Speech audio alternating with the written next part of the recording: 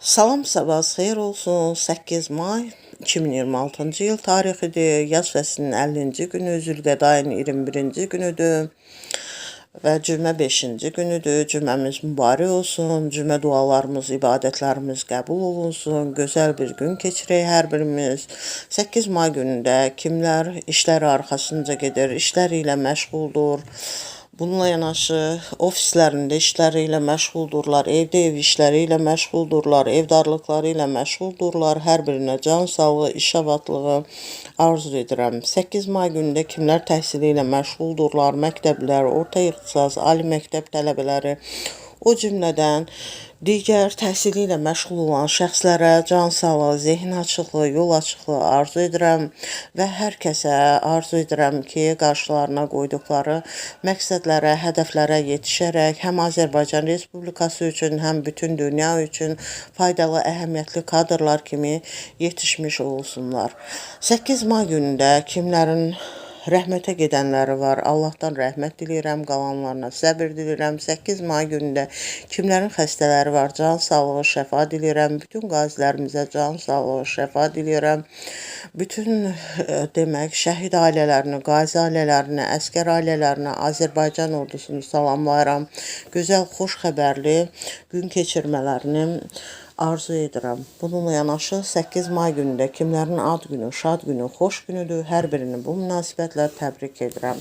8 may günündə də tarixi günlər vardır. 8 may 1883-cü ildə Bakı-Tiflis dəmir yolu xəttinin açıldığı gündür. 8 may 1902-ci ildə Marqarantidə Monopoli vulkanının püskürməsi nəticəsində 20 min insanın həlak olduğu gündür.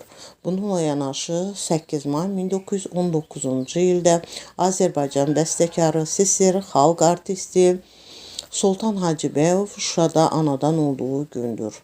8 may 1945-ci ildə Nasis Almaniyasının qeyri-şərtsiz demək, təslim olması ilə Avropada 2-ci Dünya müharibəsinin başa çatdığı gündür. 8 may 1945-ci ildə Fransız əskərləri tərəfindən demək, törədilən Setif və Gelma qətliamı nəticəsində yüzlərlə mülki Əlcəzairli qətlə yetirildiyi gündür. 8 may bununla yanaşı 1984-cü ildə Londonda su daşqınlarından qorunmaq üçün Temza çayı üzərində tikilən bəndin istifadəyə verildiyi gündür.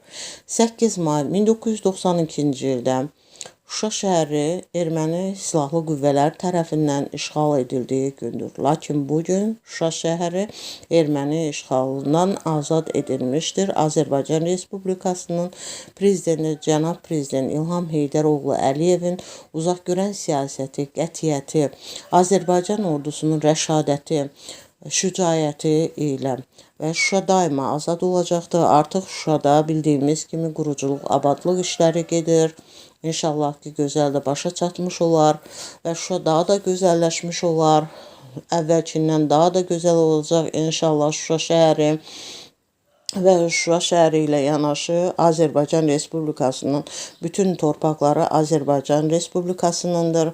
Azərbaycan Respublikasının bütün torpaqları bölünməzdir, heç kəsə verilməzdir. İnşallah da daimi belə olaraq qalacaqdır. Və Şuşa şəhərinə aid olan Solmaz Elqızının yazmış olduğu Sənət beşiyimsən, ay qədim Şuşam adlı şeirindən deyirəm. Sənətkarlar ocağısan, doğma vətən qucağısan, sən İslam paytaxtısan, gözəllər içində gözəlsən Şuşam, sənət beşiyimsən, ay qədim Şuşam. Bununla yanaşı 8 may 1992-ci ildə Azərbaycan Respublikası ilə İtaliya və İsveç arasında diplomatik əlaqələr qurulduğu gündür. Dinlədiyiniz üçün təşəkkür edirəm.